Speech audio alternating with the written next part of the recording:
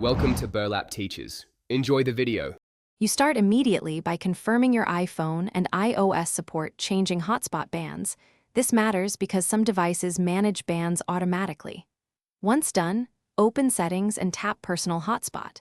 You'll see Allow Others to Join and the Wi-Fi password. Keep that visible. Make sure you're not connected to a VPN or cellular carrier profile that restricts hotspot behavior. This first step exposes the controls you need. Proceed only when the personal hotspot screen is active and your carrier allows tethering. You now focus on the control that actually influences the radio, maximize compatibility.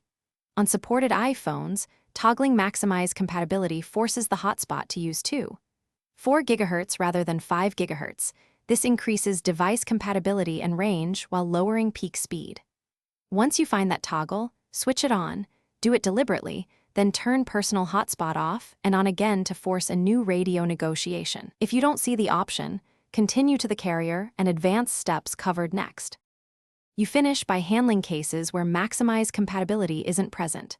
First, update carrier settings via Settings General About. If a prompt appears, accept it. Then restart your iPhone and the client devices, forget and rejoin the hotspot network on each client so they request 2.4 GHz. If it still defaults to 5 GHz, toggle airplane mode briefly, ensure iOS is current, and contact your carrier. Some carriers or models lock band choice. One troubleshooting tip: if devices